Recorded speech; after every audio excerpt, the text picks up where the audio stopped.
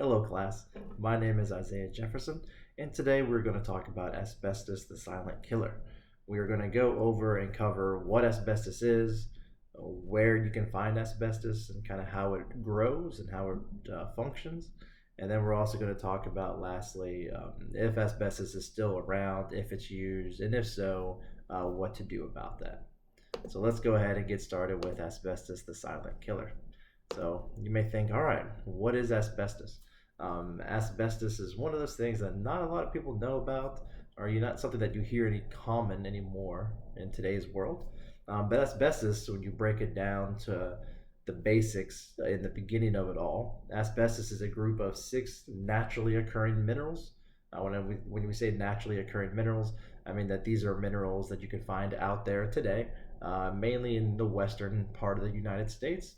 Because they do form off from rocks and grow from rocks. But asbestos is a group of those 6 naturally occurring minerals. They're made up of very thin fibers.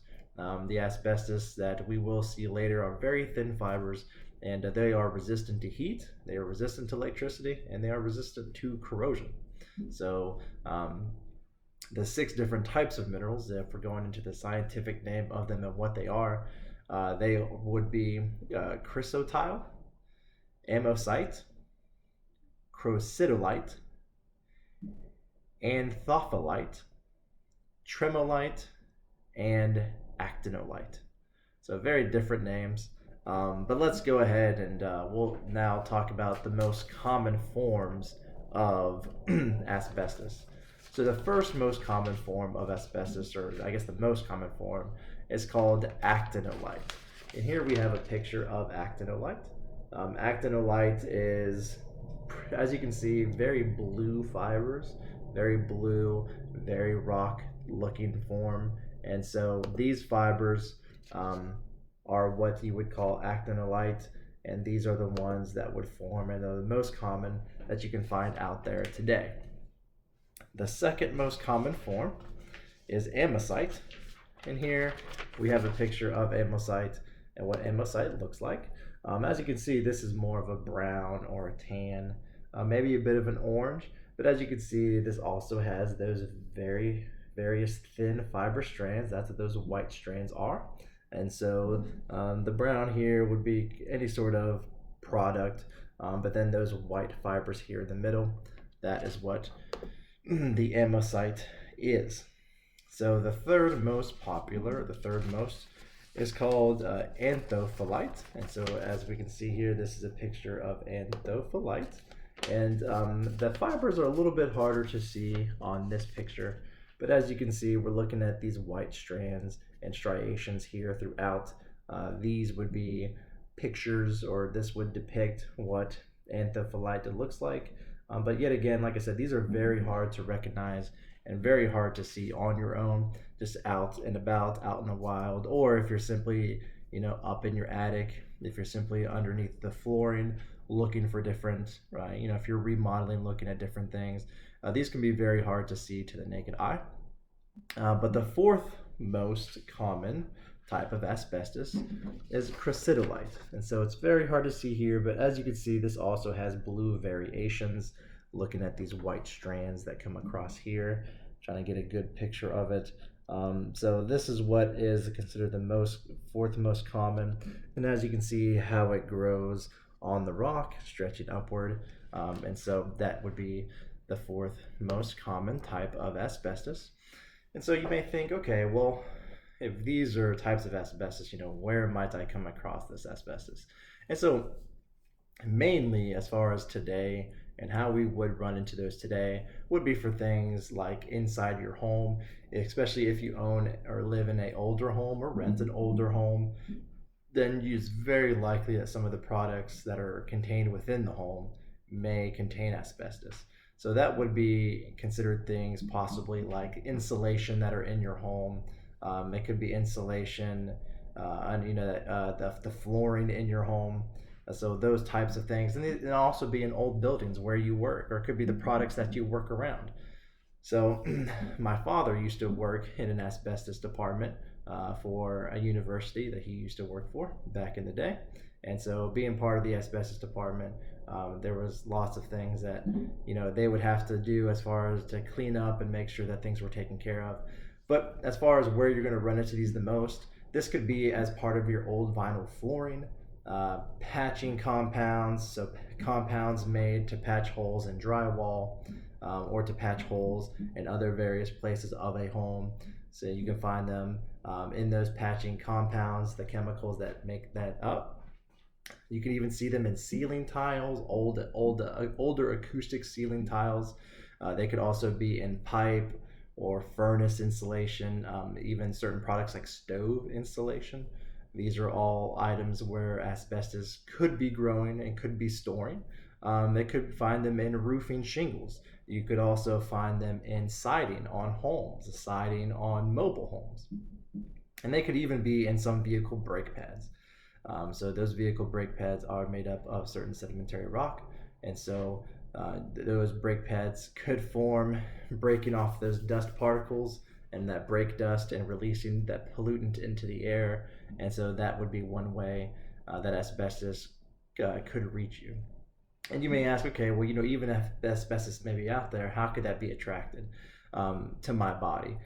Asbestos is by breathing in. So you inhale or you ingest the asbestos through as fumes, as those small fibers, and that's how you can develop a sickness or an illness to asbestos. So now let's talk about the sickness or illnesses that you can get from asbestos. They're very rare. So even though asbestos is something that back in the day, a lot of you would kind of see and kind of get, but even then it was rare. But in today, the term mesothelioma is what would be used for anyone who might have attained cancer from inhaling asbestos or ingesting that throughout their life, a period of their life.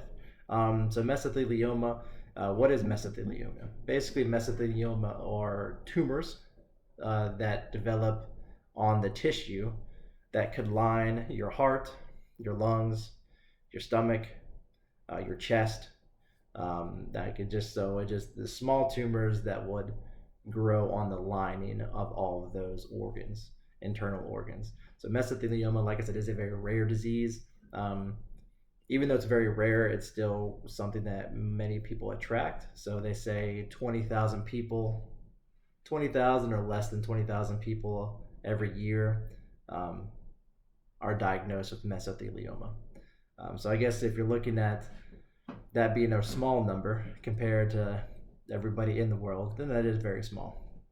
But yet 20,000 still seems like a very large number of people to obtain that cancer every year. So the other type of sickness or the other type of disease that you can get from inhaling asbestos is called pleural effusion. So pleural effusion is a buildup of fluid between the lungs or between the tissue that lines the lungs and the chest. So it is developed liquid in your lungs or within that lining of the two. It's called pleural effusion, and so that is also another rare disease. And so still those numbers are about the same. You're looking at around 20,000 or so per year. But those are the two main types of diseases or cancers that you could get from inhaling asbestos. So a little bit of history about asbestos. Asbestosis, which was first called the cancer from asbestos. Asbestosis was first discovered in 1930. It was by an English as far as Britain, doctor called Dr. Merriweather.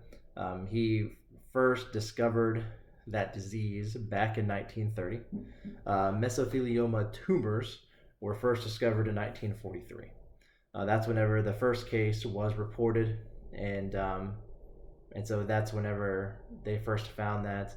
But as far as actually working on those cases and development through the years wasn't until 1953. So asbestosis was discovered in 1930 as far as the disease itself. Mesothelioma was first discovered in 1943. And then as far as continuous reporting where it was first seen as growing was 1953. In 1970 was when the EPA actually got involved. So, fast forward 40 years, technically, it took them 40 years to kind of get everything going. But the EPA got involved and they passed the Clean Air Act. And so that is what classified the minerals as hazardous air pollutants. And so that's whenever the government kind of first stepped in to help eradicate that for workers, to make sure that proper PPE and things were put in place if they did have to work with it, but then also those chemicals, those minerals, those products, um, less products now contain those minerals as far as from 1970 moving forward, which is great.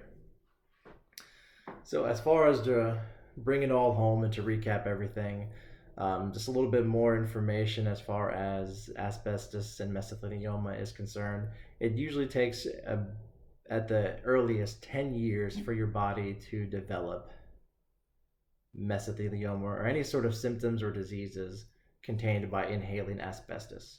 So it is something that you'd have to work with or be around continuously for that to develop within your body.